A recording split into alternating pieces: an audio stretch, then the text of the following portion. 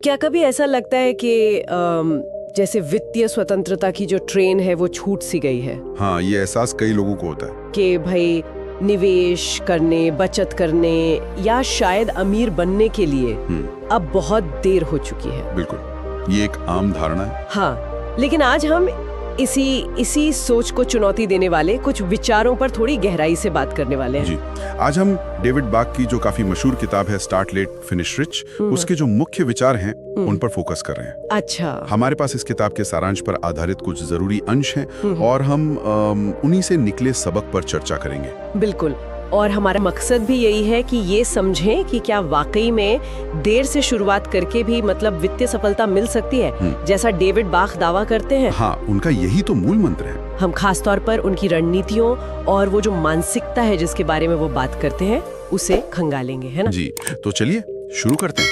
बाक का जो मूल संदेश है, हाँ, वहीं से उनका वो कहना कि शुरू करने में कभी देर नहीं होती और छोड़ने के लिए हमेशा बहुत जल्दी होती है। ये अपने आप में बहुत शक्तिशाली बात लगती है ना? बिल्कुल, वो इस पर जोर देते हैं कि अमीर बनना सिर्फ कितने साल हैं आपके पास इसका खेल नहीं है। अच्छा। ये सोच का, नजरिए का मामला ज्यादा है।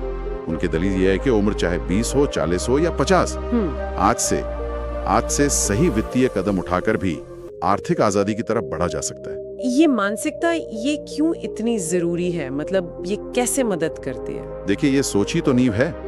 अक्सर होता क्या है कि अब तो देर हो गई वाली जो सोच है ना, हाँ, वही लोगों को पहला कदम उठाने से रोक देती है। एक मनोवैज्ञानिक बाधा सी बन जाती है। अच्छा, एक मेंटल ब्लॉक जैसा। हाँ बिल्कुल, बाक का ये संदेश इसी ब्लॉक को, इसी बाधा को तोड़ने का काम करता है। ये सिर्फ मतलब कोई झूठी तसल्ली नहीं है, ये इस विचार को पुख्ता करता है कि भाई अवसर अभी भी है, बस जरूरत है अपना देखने का तरीका बदलने की, नजरिया बदलने की। हाँ, वित्तीय योजना की शुरुआत ही इस विश्वास से होती है कि हाँ, ये मुमकिन है।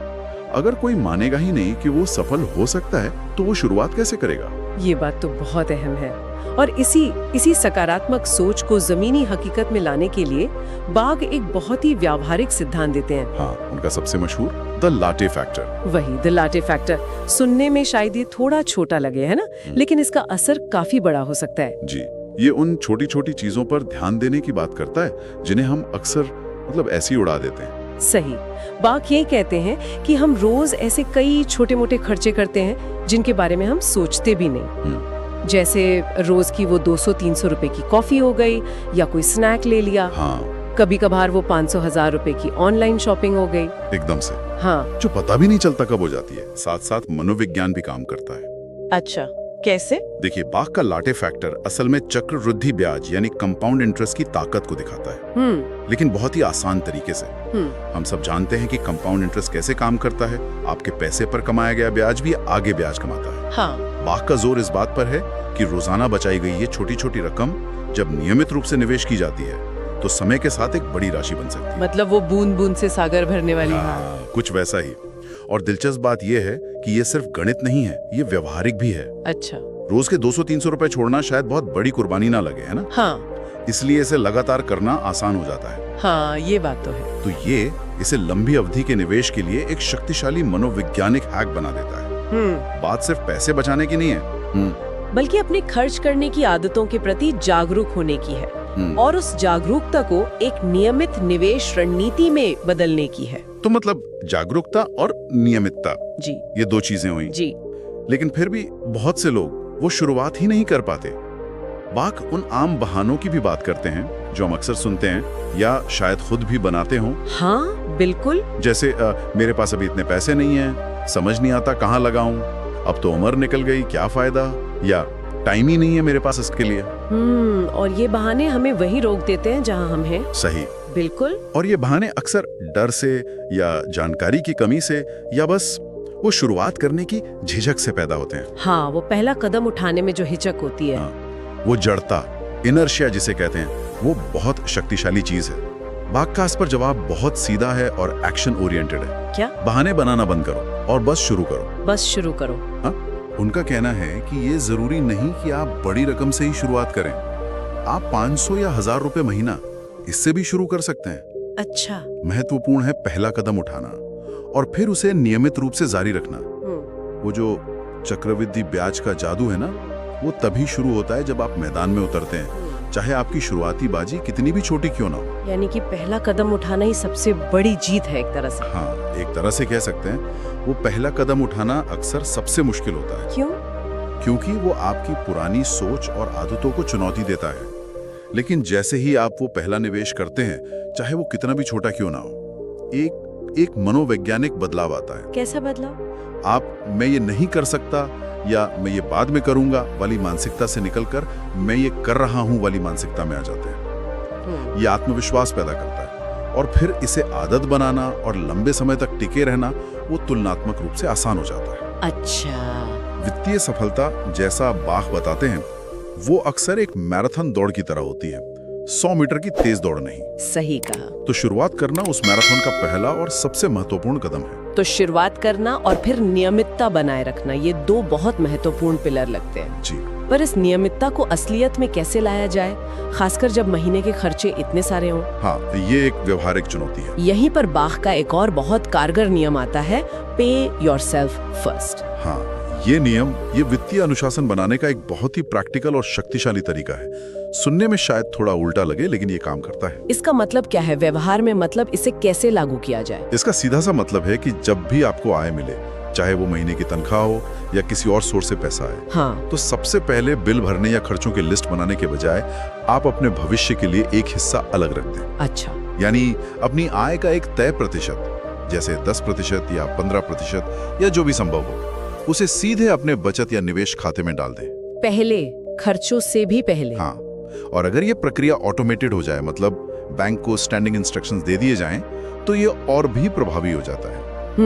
इसके बाद जो पैसा बचता है उसे अपने बाकी के खर्चे पूरे करें। तो ये तो सामान्य सोच से बिल्कुल उलट है।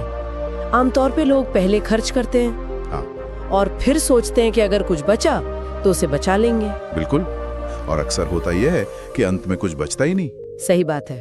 पे योरसेल्फ फर्स्ट इस पूरी प्रक्रिया को पलट देता है। ये बचत को एक विकल्प या अगर मुमकिन हुआ तो वाली चीज के बजाय एक प्राथमिकता बना देता है।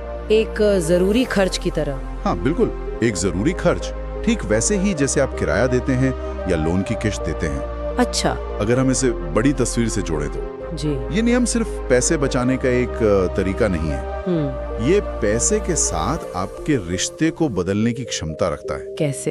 ये आपको सिर्फ एक उपभोक्ता से धीरे धीरे एक निवेशक और संपत्ति बनाने वाला बनाता है। ये बचत को इच्छा शक्ति पर निर्भर होने से बचाता है, क्योंकि ये ऑटोमेटिकली हो जाता है। हाँ, ये तो है। ये तनाव कम करता है, क्योंकि आपको महीने के अंत में ये चिंता नहीं करनी पड़ती कि बचत के लिए पैसे कहाँ से लाएं। हाँ। ये वित्तीय स्वतंत्रता की ओर एक ठोस नियमित कदम पक्का करता है। ये वाकई में मानसिकता और व्यवहार दोनों को बदलने वाला नियम लगता है। जी। अनुशासन और नियमितता की बात करते हुए बाख लंबी अवधि में संपत्ति बनाने के लिए एक और पहलू पर ध्यान दिलाते हैं, अपना घर खरीदना। हाँ। और शायद उससे भी ज्यादा महत्वपूर्ण, गैर जरूरी कर्ज से बचना। बिल्कुल। उनका मानना है कि खर्चों पर नियंत्रण, कम कर्ज और ऑटोमेटिक निवेश, ये सब मिलकर वित्तीय स्थिरता लाते हैं। ये एक संतुलित नजरिया है जिसे समझना जरूरी है।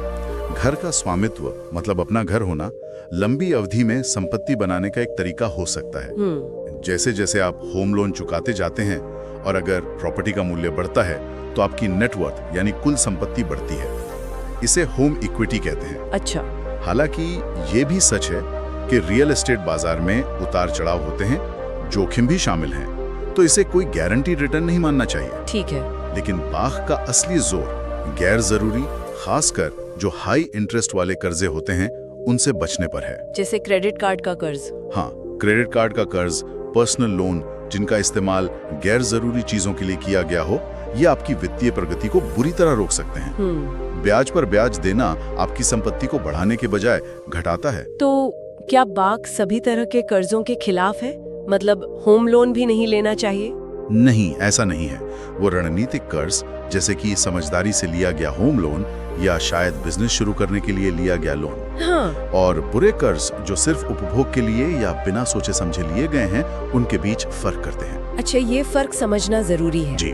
उनका मुख्य संदेश है कि अपने साधनों के भीतर रहें, हाई इंटरेस्ट वाले कर्जों से हर कीमत पर बचें और अपने निवेशों को ऑटोमेट करें। ये तिकड़ी खर्च पर नियंत्रण, कम से कम बुरा कर्ज और स्वचालित निवेश, ये मिलकर एक स्थिर वित्तीय आधार बनाती है। स्थिरता। हाँ, और यही स्थिरता आपको वो आत्मविश्वास देती है कि आप लंबी अवधि के लिए निवेश कर सकते हैं और बाजार के उतार चढ़ाव को झेल सकते हैं। बिना स्थिरता के कोई भी वित्तीय झटका आपकी पूरी योजना को पटरी से उतार सकता है। ये सब सुनने के बाद ऐसा लगता है कि रणनीतियां और नियम तो हैं ही, लेकिन शायद इन सब के पीछे एक और बड़ी चीज है जिस पर बाहक बार बार जोर देते हैं। हाँ, उनका एक कथन है, पैसा आपको अमीर नहीं बनाता, आपकी मानसिकता बनाती है। ये बात मुझे बहुत गहरी लगती है। और ये शायद सबसे महत्वपूर्ण सबक है पूरी किताब का, है ना? आप दुनिया की सारी वित्तीय रणनीतियां जान सकते हैं, सारी नियम समझ सकते हैं, लेकिन अगर आपकी अंदरूनी सोच, आपकी मानसिकता सही नहीं है तो आप उन पर अमल नहीं कर पाएंगे। ज्ञान होना एक बात है, उस ज्ञान को व्यवहार में लाना बिल्कुल दूसरी। तो ये मानसिकता असल में है क्या? इसका क्या मतलब है? इसका मतलब है अपने अंदर ये विश्वास पैदा करना कि आप अपनी वित्तीय स्थिति बदल सकते हैं। अच्छा। ये उन सीमित करने वाली धारणाओं को चुनौती देना है जो शायद सालों से हमारे मन में बैठी हों, जैसे मैं कभी अमीर नहीं बन सकता, या पैसे बचाना तो बहुत मुश्किल है, निवेश करना तो सिर्फ अमीरों का काम है। हाँ, ये बातें तो सुनने में आती हैं। आपका मानना है कि जब आप सच में ये यकीन करने लगते हैं कि आप अपनी आदतें बदल सकते हैं, आप बचत कर सकते हैं, आप निवेश कर सकते हैं और आप अपने लक्ष्य हासिल कर सकते हैं, तभी आप अमीर बनने की यात्रा की वास्तविक शुरुआत करते हैं, भले ही उस समय आपके बैंक खाते में ज्यादा पैसे ना हो। तो ये सिर्फ पॉजिटिव थिंकिंग नहीं है? नहीं, ये सिर्फ पॉजिटिव थिंकिंग नहीं है, ये एक सक्रिय विश्वास है, एक एक्टिव बिलीफ जो आपको एक्शन लेने के लिए प्रेरित करता है। तो क्या ये आत्मविश्वास और वित्तीय परिणामों के बीच कोई सीधा संबंध स्थापित करता है? हाँ, बाग के दर्शन के अनुसार ये संबंध बहुत गहरा है। कैसे? एक सकारात्मक एक्शन ओरिएंटेड मानसिकता उस जड़ता और टालमटोल को दूर करती है जो अक्सर लोगों को शुरू करने से रोकती है। हाँ, वो कल कर लेंगे वाली आदत। बिल्कुल, यही मानसिकता वो अनुशासन और दृढ़ता पैदा करती है जो लाटे फैक्टर को लागू करने, पे योरसेल्फ फर्स्ट का पालन करने और गैर जरूरी कर्जों से दूर रहने के लिए जरूरी है।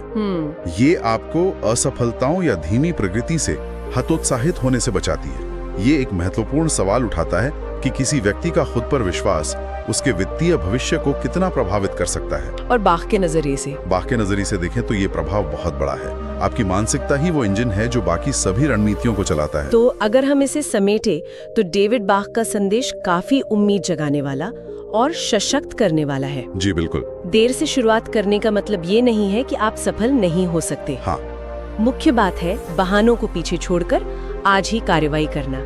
जैसा कि उनका नारा भी है, हाँ, अमीर बनने का इंतजार मत करो, अभी शुरू करो और अमीर बनो। बिल्कुल, don't wait to get rich, start now and finish rich. ये एक सीधी और स्पष्ट कॉल टू एक्शन है। जी हाँ, और शायद इस पूरी चर्चा के बाद सोचने वाली बात यह है कि इन सिद्धांतों को ध्यान में रखते हुए कोई भी व्यक्ति अपनी मौजूदा आय या उम्र की परवाह किए बिना आज ऐसा कौन सा एक छोटा व्यावहारिक कदम उठा सकता है जो डेविड बाग के दर्शन के अनुरूप हो। हाँ, मतलब आज ही क्या किया जा सकता है? हाँ, ऐसी कौन सी एक आदत है जिसे अपनाकर वो इस बदलाव की यात्रा शुरू कर सकते हैं। ये सवाल शायद किसी को भी अपनी व्यक्तिगत वित्तीय यात्रा पर पहला कदम उठाने के लिए प्रेरित कर सकता है।